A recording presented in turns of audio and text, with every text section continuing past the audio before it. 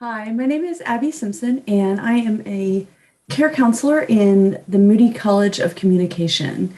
It's nice to meet all of you, and thank you so much for giving me a little bit of your time today so that we can talk about how to take care of yourself during this first year.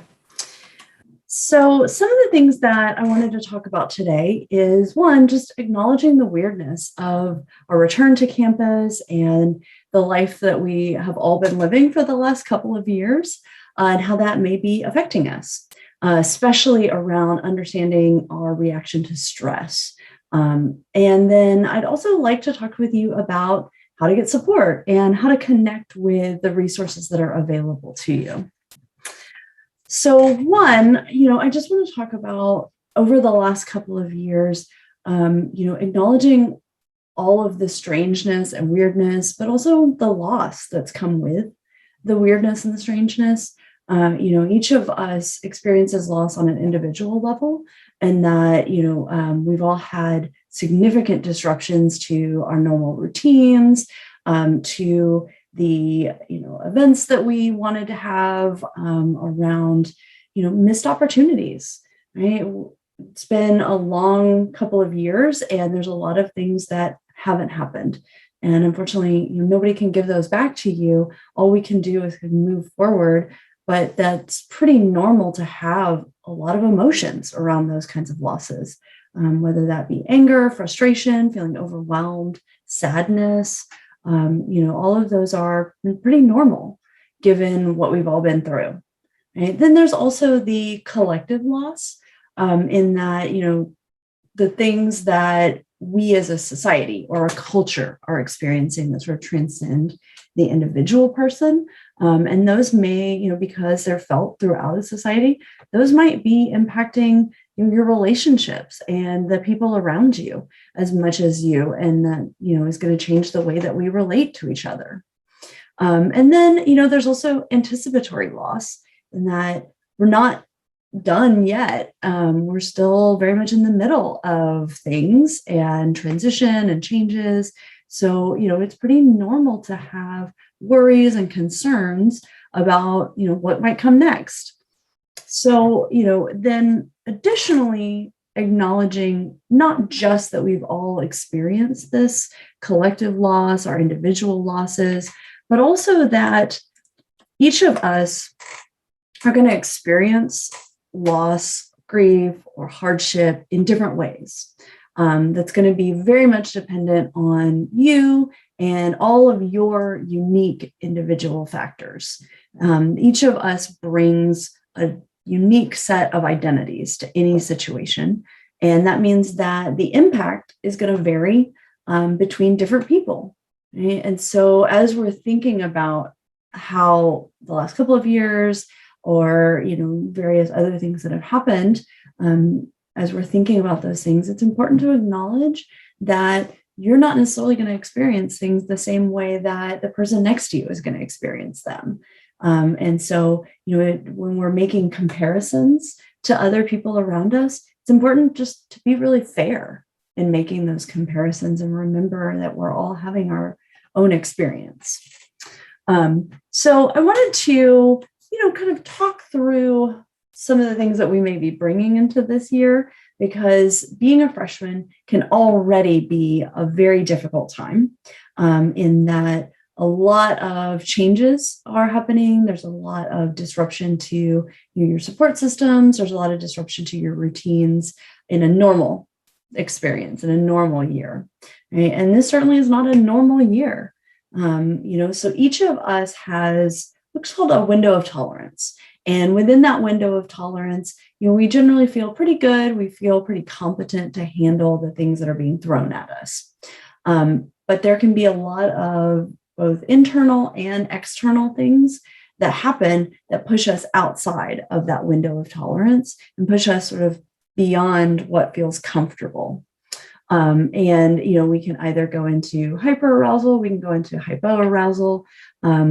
But either way, when we're pushed out of that window of tolerance, we experience things differently. When we're under high levels of stress, we tend to lose our ability to think creatively, to be flexible in our thinking. We tend to lose our ability to think about, alternatives and options. We tend to get tunnel vision into thinking sort of all or nothing, right? Success or failure. We think in that, very all or nothing terms. When we're under high levels of stress, we also lose our ability to empathize with others to some extent. And all of these things are going to depend on all of those unique identity factors, as well as what kind of stress we might be experiencing. But when we are under high levels of stress, sometimes we get tunnel vision around, what's happening and how bad it feels. And we get tunnel vision around, catastrophizing, worst case scenario thinking, and we get kind of locked in and we lose our ability to look at things from a different perspective, or to, look at things from other people's perspective. We also sometimes under high levels of stress lose our ability to interrupt worry and anxious distress. We lose our ability to let go of our fears. We get locked into that very anxious thinking style, right? And so, that's a pretty human, normal reaction for almost anybody to experience. And then, under any kind of like high levels of stress, thinking about college as a whole is a very high stress lifestyle. And being a freshman, you're coming in and, so much is disrupted for you that we're going to already be experiencing a lot of stress. And we may be coming in at a much higher baseline of stress because of all of those things that we talked about at the very beginning, right? So, I really wanted to take an opportunity to acknowledge that when we are under these high levels of stress, we may be having a different experience than we've had before. And so it's important to remember that if you're struggling, if you are encountering difficulties, that struggling is not failing. If you're struggling, that doesn't mean that you don't belong here or that you don't fit in, or, it doesn't mean that you're going to fail. All it means is that you're struggling because you've been pushed out of your window of tolerance and you're growing. You're being asked to do things that you've never been asked to do before. And that will feel uncomfortable. Growth feels uncomfortable, right? And at the end of that, hopefully we're going to have new skills and we're going to have new abilities that we didn't have before because we've pushed ourselves. But it's also important to remember there's a balance to strike there. Right? Because sometimes when we've been pushed outside of our window of tolerance, we can grow and change. And sometimes we need a little support to come and help us as well. And so we'll talk about that in just a second, as far as, how do I find the support I need if I've been pushed so far out of my window of tolerance that I'm just not able to function that well. But before we do that, I wanted to play a short video clip for you. So let me bring that up on the screen. I was an electrical engineering major. Over the course of the first semester, things got difficult. I wasn't learning things as quickly as everybody else was, and it was hard. And then second semester came around and it was not gonna be okay. It was a lot of, sitting around and wondering, like, why am I doing this? This isn't fun anymore. I don't want to do it. I didn't want to go to class. I didn't say anything in class. It just got worse and worse. It was like a snowball effect. I kind of became alienated from school. It was a lot of frustration, a lot of anger. And, I would call my dad a lot. My dad is my support system. I would call him, my sister. And I'm just like, what do I do? How do I get out of this? And they would just be like, you have to breathe, you have to relax, you have to realize, like, all of this struggle is gonna be for a reason. After volunteering my first year and, like, kind of getting more involved with the community, I realized, like, I need something that's gonna be more with the public. And I did my research, I looked into it. Then I found School of Social Work, and so I decided to switch my major. Essentially, it was exactly what I was looking for, a major that helps people, something that, you're basically learning how to encourage and empower people. And I was like, that's basically what I've done my entire life. Success to me is that you do what you love and you excel at it.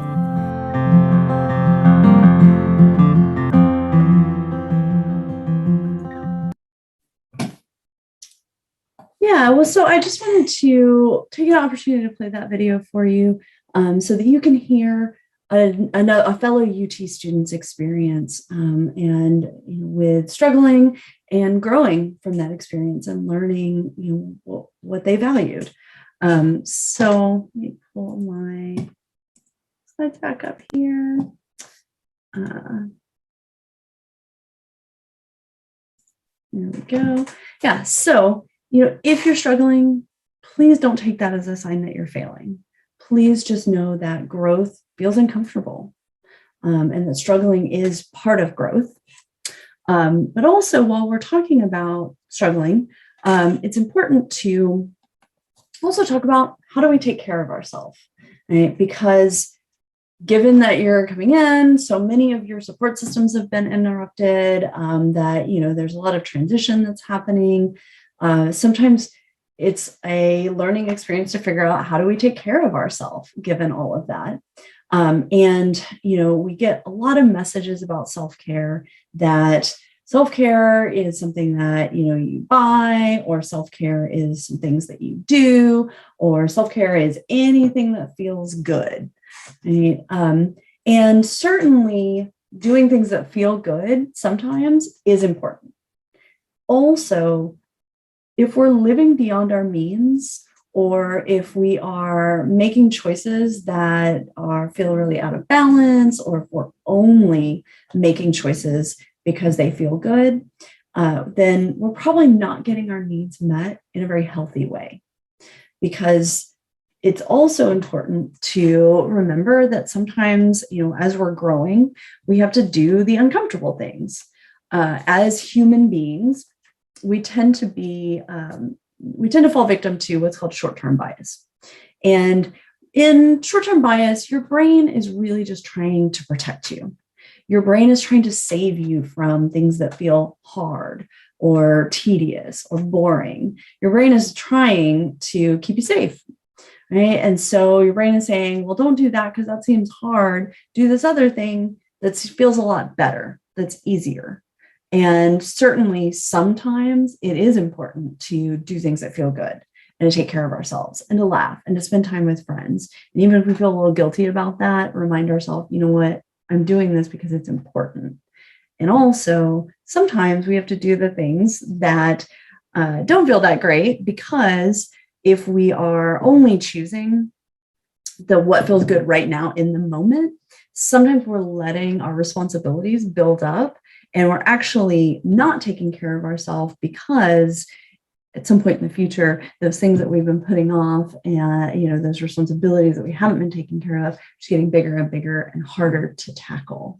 So keeping in mind that when it comes to self-care isn't always just what feels good. Sometimes self-care is doing the things that we have to do and knowing that future you is going to appreciate the work that you put in now. But that can feel hard to make those choices.